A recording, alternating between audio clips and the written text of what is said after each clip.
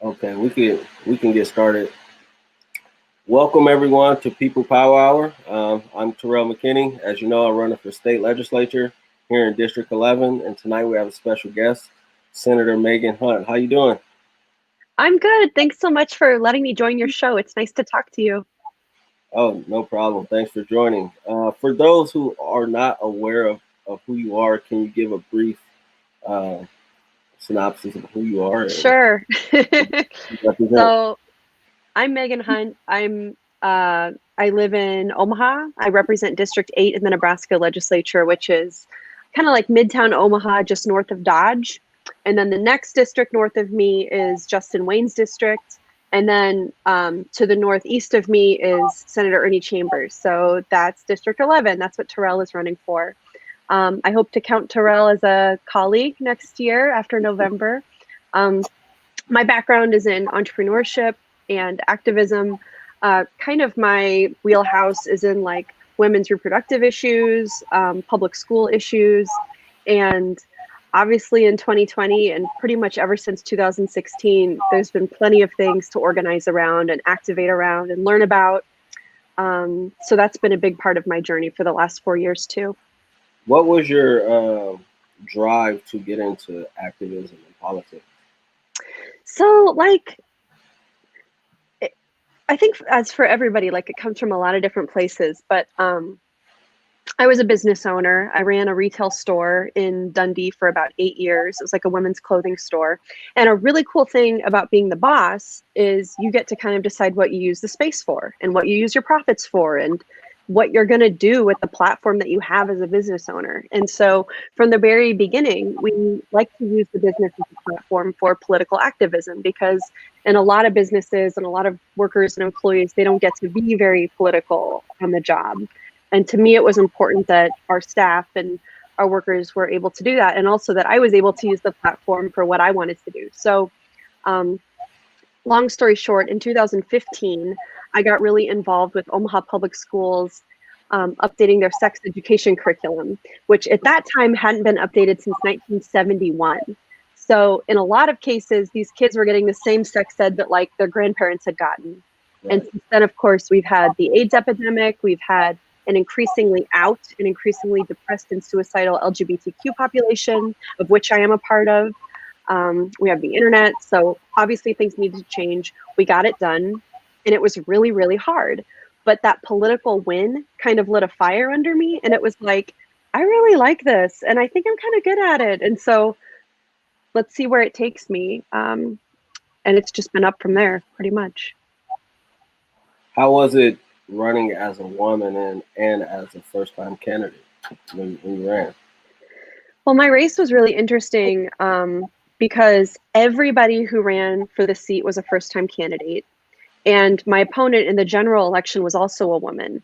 And so I think my experience with like the sexism that can happen and the stereotyping that can happen, I mean, my opponent and I both felt that. And it was, kind of something that we were able to share in the general election and relate to each other through, I think, a little bit. But um, I'm also a single mother, and I'm the first out LGBTQ person elected in the legislature. And even though I think we've had some before, but it says something that people felt like maybe they couldn't be safe being out and being an elected representative. And so I think that's an important thing. But I feel like I don't stand as like a monolith for women. I don't represent all women. I just can kind of talk about myself and my own experiences. And there's sexism under every rock that you lift up. There's discrimination everywhere you want to find it. So I'm sure that you experienced similar things too, running as a Black candidate. So you win your election. What was it like the day after? Like, did it get crazy the day after, or did it take some time for it to get a little, like, just busy? I'm trying to remember what I did the day after. Like, I mean, the first thing that happens after you get elected is you start getting tons and tons of mail. Like, Mhm. you suddenly learn like the head of every agency wants to speak to you, and the board of every board wants to speak to you, and that makes a lot of sense. And I think it's important once you get elected to like start having those meetings and meeting those people. And you also start getting letters from your colleagues in the legislature who want your vote for leadership positions and things like that. So for me, like the day after the election, like it pretty much all started. And you know, now I'm senator-elect and I have to get to work. And the momentum from the campaign, and I know you're going to feel this too because you're working super hard in your campaign. For me, the momentum just didn't stop. And it wasn't really until after my first session in 2000, you know, the year after I got elected, that I was able to slow down. And once I did, it really hit me that like I had been working nonstop for like 3 years on the campaign and then the first session. And then I finally got a little break. How was it going into your first session? Were you nervous, or how was that? I felt very prepared. I think I was actually more prepared than average. I had spent years watching the legislature. I understood the rules really well going in. I had met with almost every one of my colleagues, and so I kind of had already started to form relationships with people. I'd been working on drafting bills since before I was elected, with some organizations and with some bill drafters, because in Nebraska with these term limits, I really, really felt pressure to make the most of the time that you have and the privilege that you have of being in that seat. And I wanted to tell District 8, you know, my constituents, that I could hit the ground running for them, and I wasn't going to have like such a learning curve that there can be. So it was just really important for me to prepare as much as possible. So when I went in, I felt pretty prepared. Oh, that's good.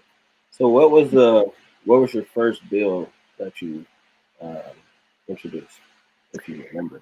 The first bill I introduced was actually like such a dud of a bill. And this is like such a learning experience. The first bill I introduced was LB 162, and it put a tax on tanning and like tattoo and body art and stuff like that, which like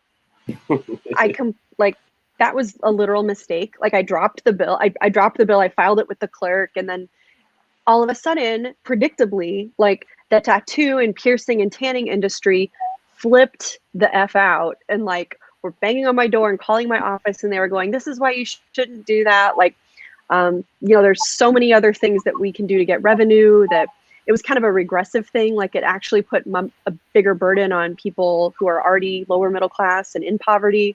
So that was like a really, really stupid first bill. And I ended up, you know, you can't withdraw it. I can't withdraw the bill, but I mean, I kind of punted it. Like I didn't work very hard on it. And then it didn't get out of committee and nothing happened with it. And I wrote this big thing on Facebook, and I sent this thing through my newsletter that was like, this is what I learned. I regret introducing this bill. You know, LB 162 is not going to go anywhere. And thank you for educating me about this. And I went on to introduce, I think I did like 30 or 40 bills or more over the two sessions that we just had.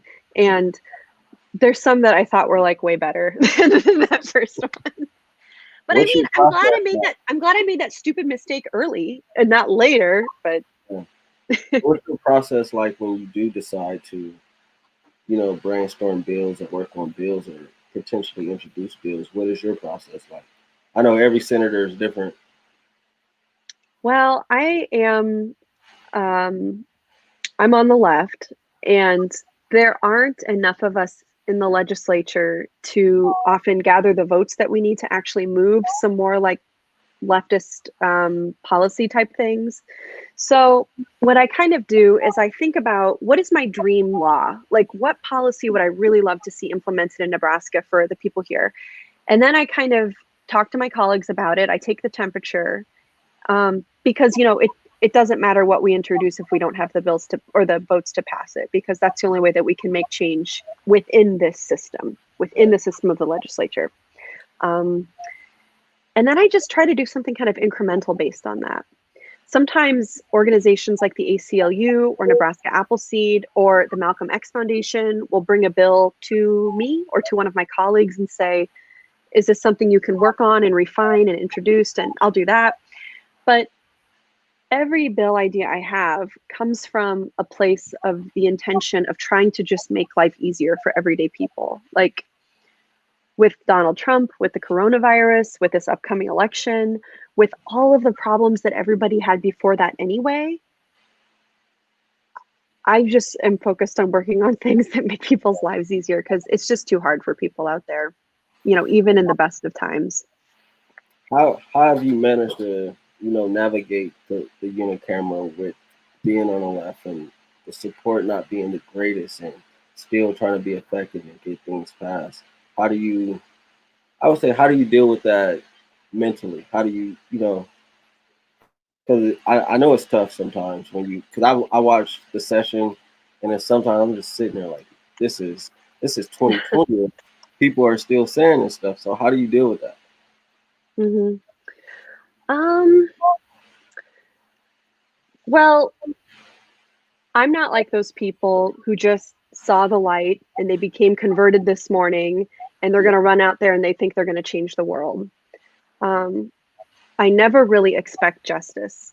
And Mhm. when justice does prevail, I'm surprised and proud of the work we did and on to the next thing.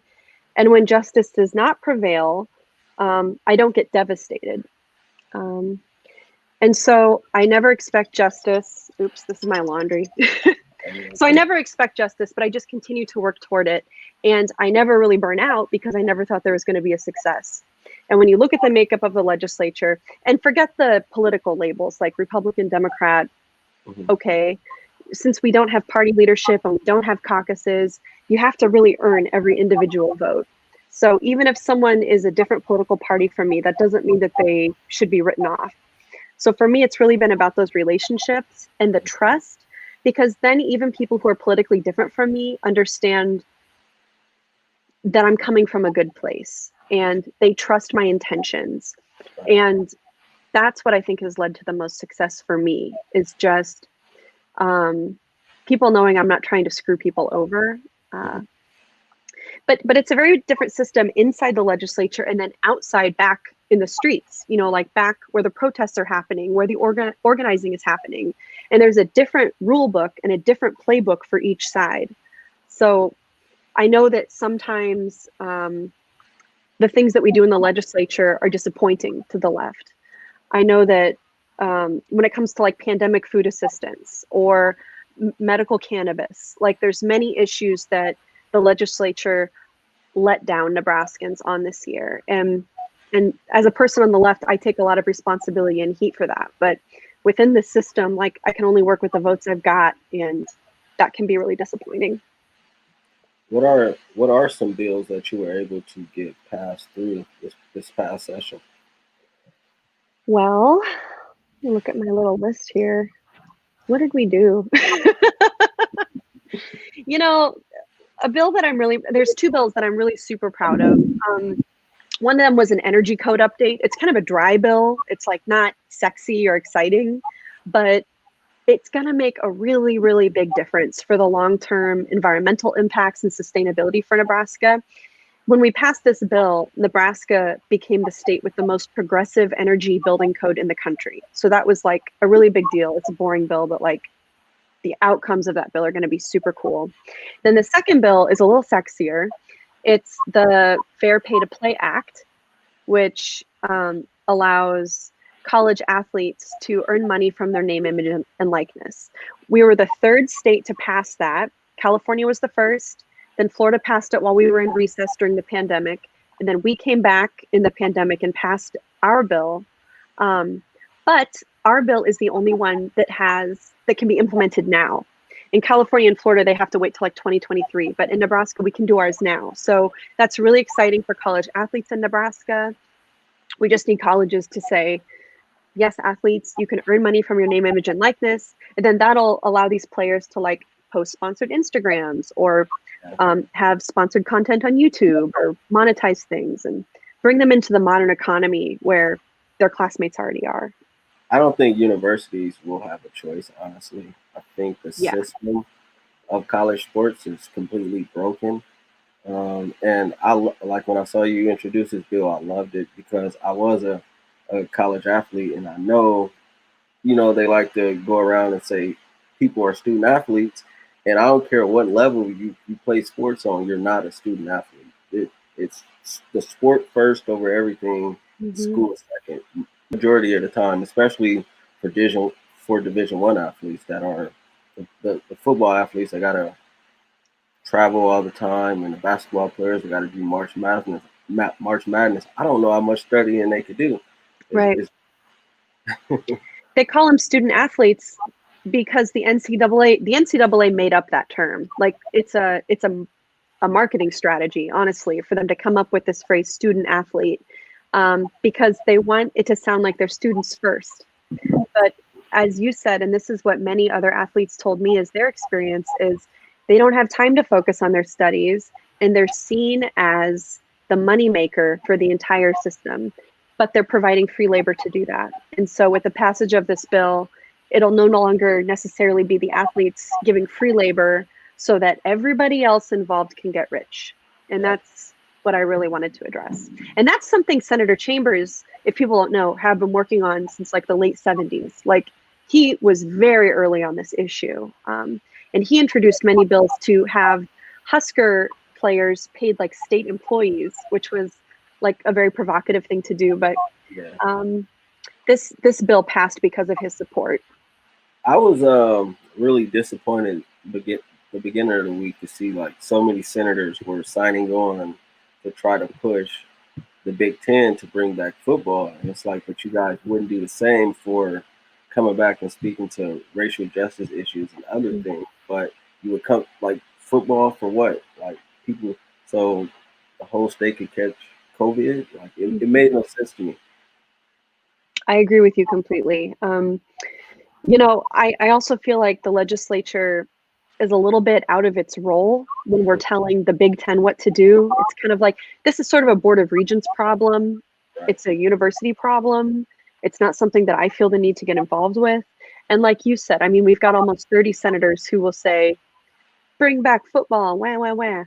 But we can't even get together to address what's happening in meatpacking plants, what's happening with racial injustice all over the country that has come to such a head that we're having protests in Omaha, Nebraska every day. Like 10 years ago, 5 years ago, that would have been unimaginable. I mean, we have our activists, we have our, people get fired up here about things, but every single day in Omaha, in Lincoln, I've seen on Twitter protests all over the state, even in small towns for Black Lives Matter. And my colleagues, state senators, are acting like nothing's different, like nothing's changed, because none of that is going to come to their front door. None of that injustice is going to affect their families. So what affects them is football. So that tells you what the priorities are in your legislature. Right. How have you dealt with and how have you processed everything that's happened since May? My daughter. As far as the racial unrest and the protest, how have you kind of processed it, and how have you lent your hand to, speak to those issues? I am inclined to follow the lead of the people who are leading the movement. Just because I have a leadership role that's real and that I have power, that I can do something, it doesn't mean that this is the appropriate place for me to flex that power. Yeah. So what I've been doing is working with people at like Culture House. I mean, they've been doing great things getting people involved, especially white allies. I think they've done a really good job pulling a lot of white allies into the Black Lives Matter movement. And so having conversations with the leaders of this movement about what policy changes we can introduce next year to keep the conversation going and to bring this problem to the doorstep of my colleagues, as I said, and make it something they can't ignore. That strategically is, I think, what my best role as a leader is. I like that because a lot of times leaders or so-called leaders enter a room and people always want them to talk. Even when I enter rooms, they're like, why aren't you talking? And I'm like,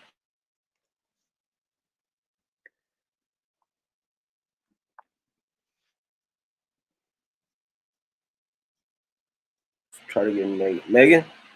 Oh, yep. You got me? You here? Can you hear me? Okay. I don't know what. Okay, good. Yeah, I can You hear were you. saying, you cut out and you were saying leaders go into a room and then you cut out. Oh, I was saying that sometimes leaders go into rooms and people want them to stand up and talk and speak to issues. But a lot of times, me personally, I would rather go into a room and just sit and listen to the issues and listen to people talk. Because I think that's how you learn how to address those issues. Just going in and talking all the time, I don't think is really effective. Mm-hmm.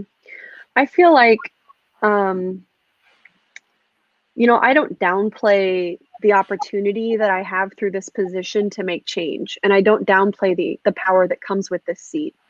But, and I am a leader, but, the Black Lives Matter movement is not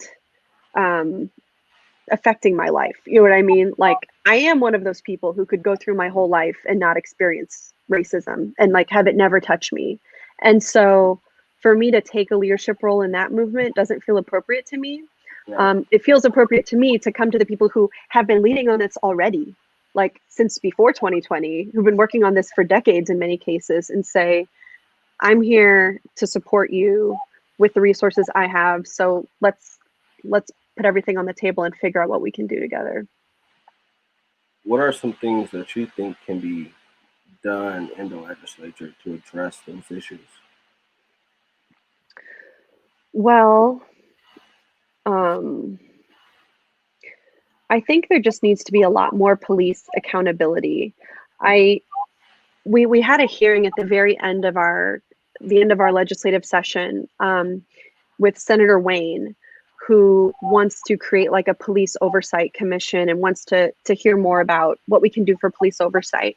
And that was very enlightening to me because the number of supporters that came in to talk about police accountability, and then the opposition that came in, which was pretty much all police, told me a lot about the balance of power and the balance of political power and how wrong it really is when the police, who are supposed to protect and serve, who are supposed to keep everybody safe, who are supposed to have a lot of public trust, when they have so much influence over politics that has such unequal racial effects, that leads to so much discrimination, and that these are the people who are perpetrating a lot of the violence in the first place. So, we'll continue to have conversations with all the stakeholders at the table, and especially the advocates and activists, because I really think it's important that we introduce something next year that can pass. And Senator Lathrop, as chair of the Judiciary Committee, will be a big part of that. Senator Wayne will be a big part of that. I'm hoping that you will be a leader in that in the next session. Because whatever we introduce, I really want to see it go the distance. And I spoke at that hearing, and kind of thing Yes.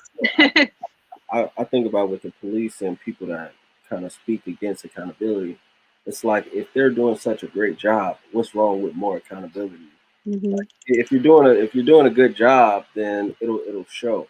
What's wrong with just wrapping up some accountability? I don't see nothing wrong with It's like when we're talking about violent cops it. and you're a cop, if I'm not talking about you, then I'm not talking about you. Like, if you're not violent, then we don't have a problem. But if you're not violent and you don't have these issues, but you're protecting those who are, and you're saying, don't come into our tent, we're going to circle our wagons and not let anybody in to have any accountability, you're part of the problem.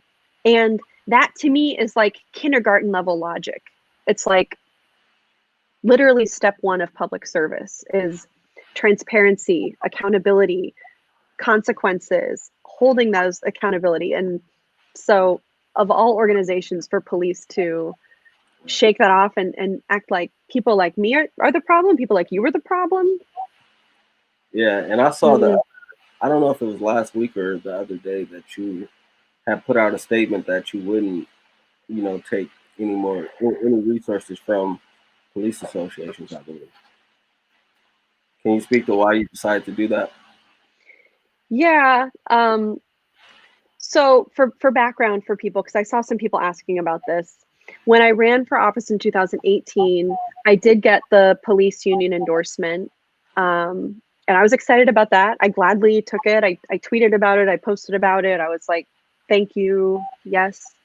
And the police union president saw that I had said some things on social media against ICE. And he gave me a call and he was like, "Oh, Megan, we're going to have to withdraw our endorsement because of the stuff that you've said against ICE." And I was like, "Y'all aren't ICE though. Like, I didn't say anything about the police. I was saying stuff about ICE and Border Patrol. Like, that's not you guys in Omaha." But they were not comfortable with that. And so they withdrew their contribution and they withdrew their endorsement. And I moved on from there and I didn't really think about it much since. But in the past few months, with everything going on in the Black Lives Movement, Black Lives Matter movement, and everything going on with police in Omaha, I decided that I would no longer really be open to that endorsement. And it doesn't mean that I'm not willing to work with the police officers. It doesn't mean that I don't want us all to sit together and find solutions. We will do that. We will continue to work together, but it just means I don't want to be on their political payroll. I don't want to be owing them anything. And I don't want them to feel like they have political influence through me. I feel like the Nebraska legislature is very special. It's very close to the people in Nebraska. And my people in my district, many of them, do not feel protected by the police. They express this to me. They do not feel like the police serve them the same way they serve some of their other neighbors. And so I'm accountable to my constituents and to these people, not to police. And it was important for me to send a message about that. I respect that. That's big, especially, just to hear from somebody in your position. Because a lot of times, individuals are hesitant to say, "I'm not taking the support." But I definitely respect that. Well, I'm going to run for re-election, so I have at least one more campaign in my future. And I'm not stupid. Like, I know I do things that are politically risky sometimes, but I also have this attitude of like, I'm not entitled to this seat. Like, you have to be here for a good time, not a long time. And if I'm always thinking with like this long game of like, okay, so what do I have to do to get reelected? I'm never going to be able to be true to myself. And it's really up to the voters if I get reelected. It's not up to the police. So if I'm doing my job, I'm having town halls, I'm responding to constituents, I'm knocking doors, I'm accessible, then I don't have to worry about my reelection because it's up to them. And if I don't get reelected, well, that's none of my business because the voters didn't want me. So I shouldn't be reelected. And, one thing Senator Chambers said, I don't know when he said this, but it's always stuck with me. He was talking about why he didn't actively run for office. He doesn't really fundraise. He doesn't knock doors. He's accessible and he's in the community, but, and he said, there's nothing I'm so afraid of that I run from it. And there's nothing I want so bad that I run to it. So yeah, I think it's a fun view. If people want me to be in a seat, then they need to elect me. I'm not going to come out and do it myself. If people want me to be there, I'll be there. Mm-hmm. You got to respect it. Exactly. If the voters are mad, they'll tell you. They definitely will. What was it like taking a break from session because of COVID? How did you deal with that? Well, the work definitely did not stop. It was a hectic time for sure. With the session suspended, we really had no way to make any policy change. So my staff and I and some of my colleagues, we had to find other solutions to like bring COVID aid to people, to expand food assistance for people, to make sure that folks had access to unemployment that they were entitled to. And we continue to have problems with our unemployment insurance system. My office has helped over 700 Nebraskans with their unemployment claims, many of them from other districts, not just my own, because people in Nebraska know that folks in my office will help them.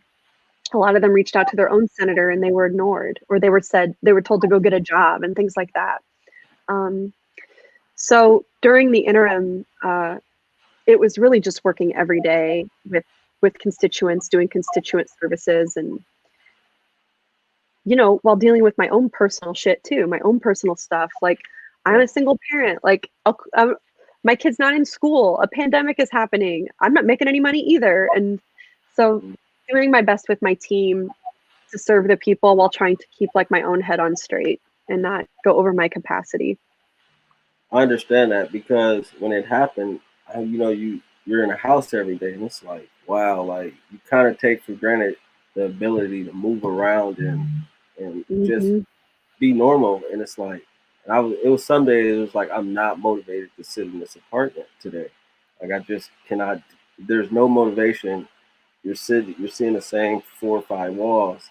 It's like I have to get out of here. So I would just take car rides or just Yeah, drive just to get out that environment. me too. I did a lot of like packing a lunch and then driving to the riverfront and just kind of like looking at the river and eating a peanut butter sandwich. Um, but yeah, I totally relate to being stir crazy. I'm doing this like very stir crazy thing right now, which is in my bedroom, which is normally like very, very tidy. Um, I'm just like cleaning my closets and refolding everything and going through my clothes and donating stuff. And like, do I need to do this? No. It's just like quarantine behavior that you don't know what else to do. Right. So the election is in November, and it might be the most important. It probably is honestly the most important election in our lifetime. I'd say Uh, so. can you speak to the importance and why individuals should get out and vote? Everybody has to vote. Everybody has to vote. I want everybody watching this or watching it later to think about the person you know who's eligible to vote and least likely to vote, and do everything you can to try to get that person out to make their voice heard at the polls. We know in Nebraska and we know in Omaha better than most people in the country how frustrating it is to work for a policy goal, um, just to have our elected officials ignore us. We do so much work organizing, we do so much work in the streets, we do so much work with our nonprofit organizations, but then we don't elect leaders who can put that work into statute, who can't codify the work that we do and actual make it policy for the state. And that's a huge problem. So as long as people aren't politically engaged, as long as they're not voting, I really do not give a shit if you're excited about these candidates this year or not. You have to go vote, and you have to vote for the people who are going to bring compassion and common sense, respect for research and science, um, back into the fray politically, because otherwise all the work that we're doing on the streets isn't going to matter. We're going to keep going 2 steps forward, 2 steps back, and drive ourselves crazy on this hamster wheel. Um, yeah, and I'm very nervous for November. I feel optimistic locally. I feel good about your race. I feel good about a lot of legislative stuff and local level stuff, but federal level, I just think I'm we're I'm concerned too because I don't know. I just think about like, what if this dude wins again? Like that is that's the worst case scenario, and it's not a foregone conclusion that he's going mm-mm. to lose or win. And I just think we have to just keep pushing that. You have to get out and vote because if you don't, we're stuck with a dude who doesn't care that we end up in a pandemic. We're stuck with a guy that has kids in cages and ice camps. Dude Mhm. that says what he wants and honestly just doesn't care only about himself and his family. It's wild to me, almost the like religiosity of so many Trump supporters, and like how they really see this guy as some kind of like savior or God figure or something really wild like that, because Donald Trump hasn't done anything for Nebraska, even conservatives in Nebraska. The trade wars, the tariffs, the way climate change is affecting this state, the complete failure to respond to COVID-19. I mean, all of this stuff actually really hurts rural parts of the country. It really hurts Republicans in Nebraska, honestly. So I wish that people would kind of remove themselves from the hatred, the like spiral of hatred that just leads us Right. down the freaking toilet, basically, and think about who's actually doing anything to help you. Like, a moderate Democrat who in most countries would be a Republican, Joe Biden, like, if you're really, I mean, I talk to some of my colleagues, like, they think Joe Biden is like AOC, like Bernie Chambers, like the most liberal person. And it just blows my mind. I'm pretty nervous for November. I don't know what's going to happen. I'm emotionally prepared for 4 more years because you have to be. You have to steel yourself. Definitely. My mom just moved in like last month, and recently I'm leaving her house, and I look up, and one of her neighbors, like he's like a block away maybe. He has Trump lights on the top of his roof, and he has a Biden. He has like a, what do you call those? You know, like basically R.I.P. Biden with a headstone in his Oh, a yard. headstone. I'm like, man, these people. What a I mean, I shouldn't say loser. I should be nice, but like, Donald Trump would sell this guy's soul for a French fry. Like, Donald Trump does not care about doing anything nice for anybody. He doesn't do it for his children. His own children he's not even nice to. His wives, like, even the people who are close to him, he betrays, he lies to, he throws under the bus, he insults, he demeans. And then even policy-wise, like, what has he done for Nebraska to actually help anybody? I read this article recently about virtue signaling, and I shared it. Do you know about virtue signaling? Like, do you hear people talk about this? Yeah. It's the idea of, like, you're just trying to show that you're good, even though you're not really good, because you just want to seem like you're a good person.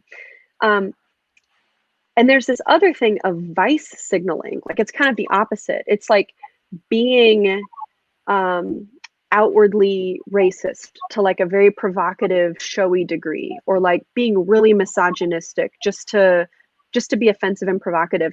And I think that that's what we see more and more of Trump supporters doing, is just like, do you even actually hold these beliefs, or are you just trying to like piss people off and do this recreationally? But it scares me a lot. It makes me nervous. What scares me and what scared me in 2016 is the closet supporters. And I knew they were out there in 2016, and I'm almost for sure that there's still closet supporters out there. And that's the scary part. It's like these people smiling in our faces right now saying, forget Trump, he's a horrible president, but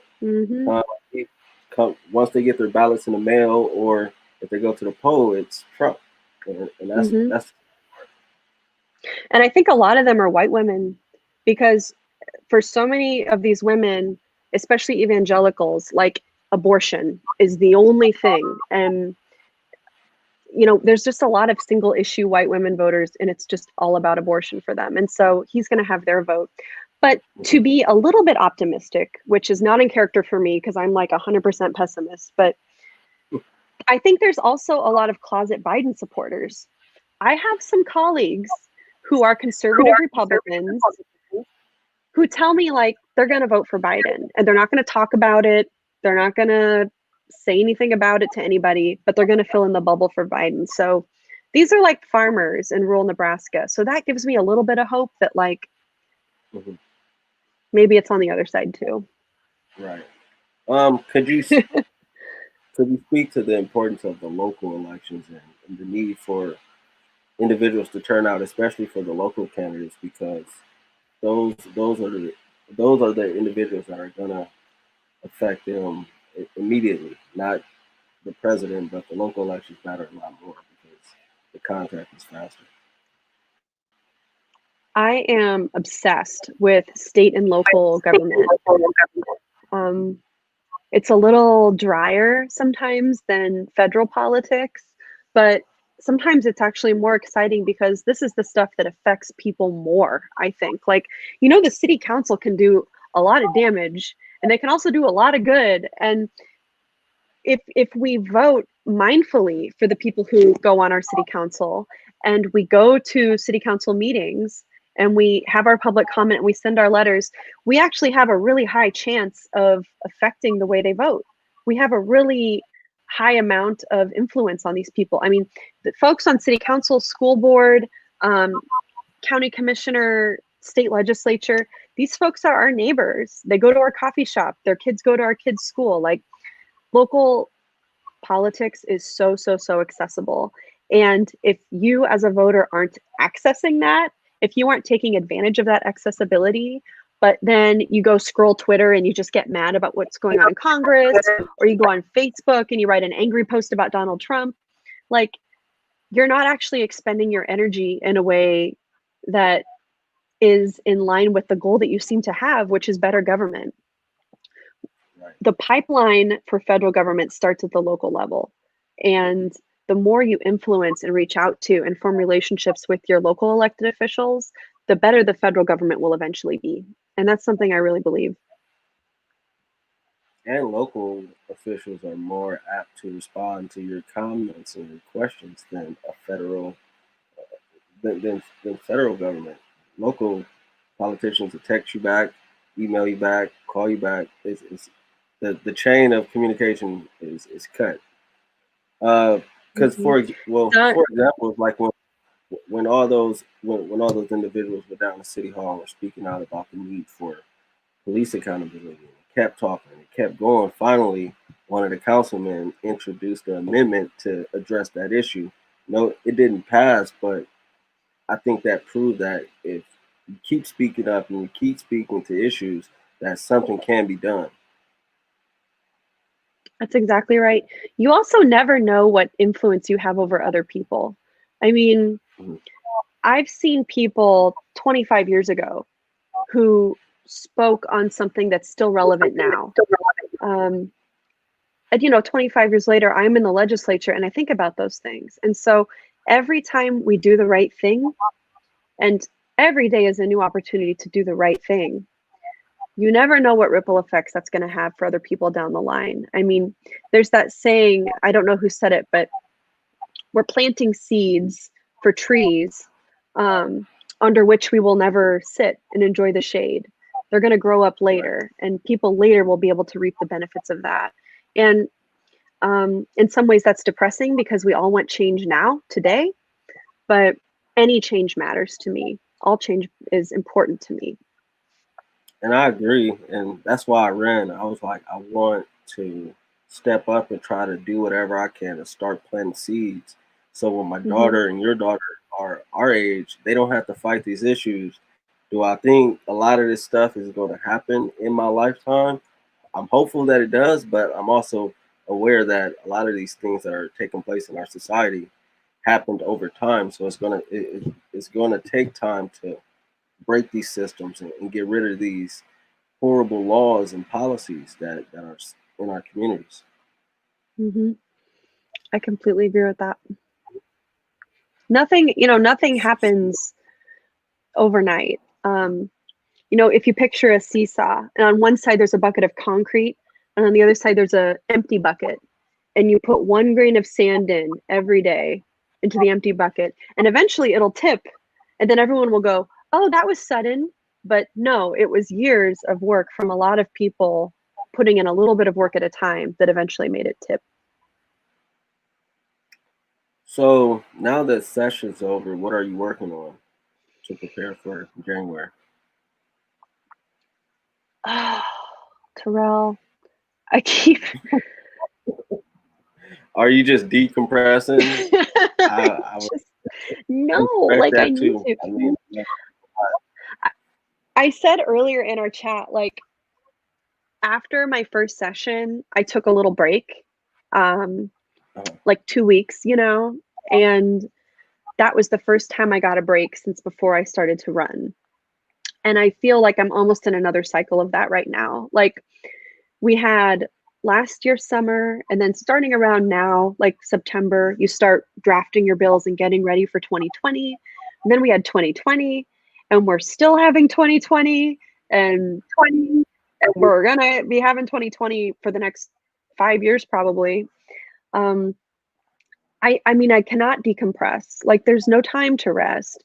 I have an excellent staff that's helping with our constituent services, the emails we get, the calls we get, but the things happening downtown in the streets are escalating all the time. The problems people are having with unemployment during COVID-19 are still here. Kids are getting ready to go back to school, so parents are going to be having new challenges and struggles. We don't know what the spread of this virus is going to do over the next 2 months with all that, with Husker football returning. So I don't rest because there's always a new damn problem.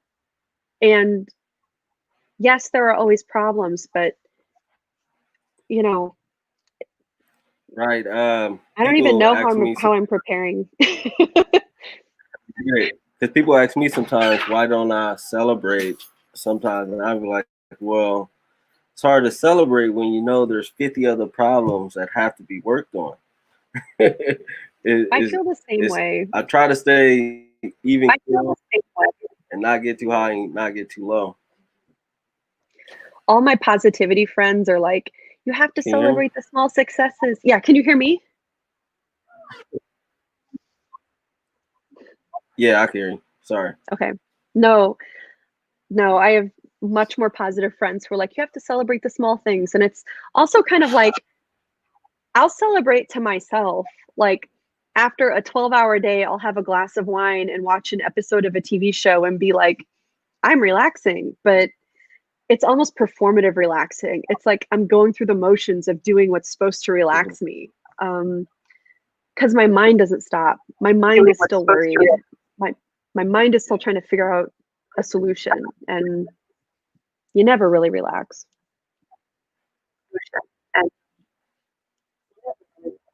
No, you don't. I get home and still sit on the couch. Like, what do I need to do tomorrow? What do I need to work on? You Mm-hmm. try to get home and you want to decompress, but then social media is a thing. And sometimes you just gotta throw your phone across the room just to get a peace of mind. So I understand. I do that.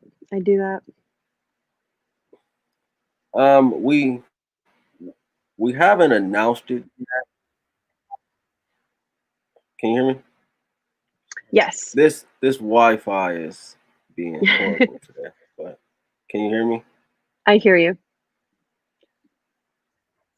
Okay. I was saying that we haven't said anything yet or announced it yet, and I would like you to tell the viewers why you decided to support me in my run for state legislature. I'm supporting Terrell for state legislature because I would like to work with colleagues who are future facing and who are close to the people they serve, who are accessible to the people they serve, and who are coming in with fresh ideas. To me, that's what Terrell represents. I think he's a great cooperator. I think he comes from a background that is very relatable to people in Nebraska. He has a great Nebraska story, and he's just exactly the kind of person who I think that we could be really successful with getting some things done down there. Um, Trust is very important, and Terrell is someone to me who I can trust to do the right thing and not the politically right thing, or the politically advantageous thing. Um, with Terrell, I feel like the motive is very pure and very good, and he's going to do really great things for Nebraska, in partnership with the rest of us down there in Lincoln.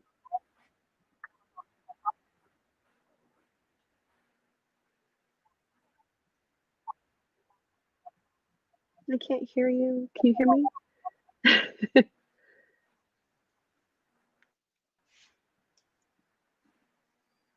Thank you. I really appreciate it, and I'm honored to receive your support. Just being a first time candidate. Yeah, can you hear me? I hear Oh, you now. that's wonderful.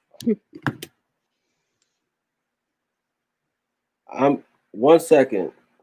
Can you hear me? Yes.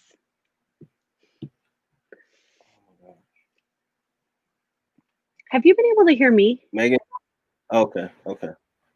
Yeah. Yeah, well, I was just saying I really appreciate your support. I'm honored and I'm just continue I'm just going to continue to put in the work because that's what it means. I mean, for me, I've went in.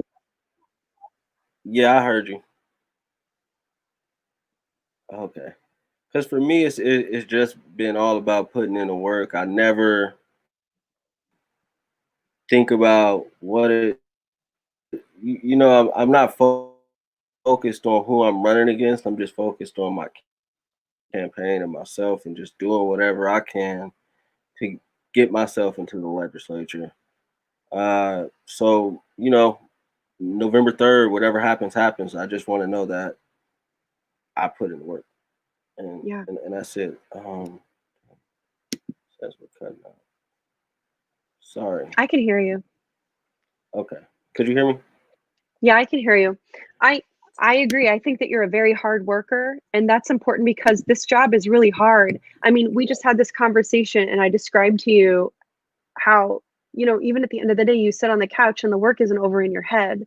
Megan? Um, yes, can you hear Oh, I'm me? sorry. Well, I'm dang, this Wi-Fi is annoying me, but we'll make it. Okay.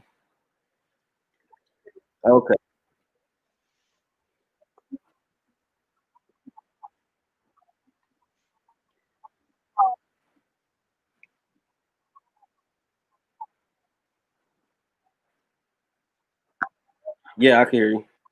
It's just lagging a little bit, but I can hear you. I think there's a lag, but So I apologize for the connection. the conversation's just Thank you. delayed. Before we close out, I would just like the viewers to, if you haven't, visit our website. If you want to get to know me more, we have our campaign ad on the website.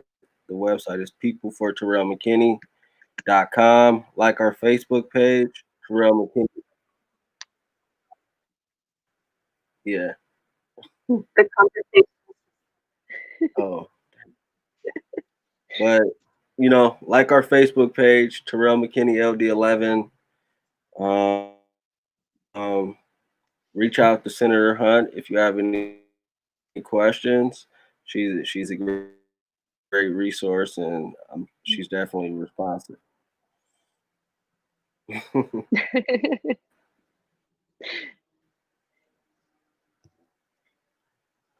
And we'll see you guys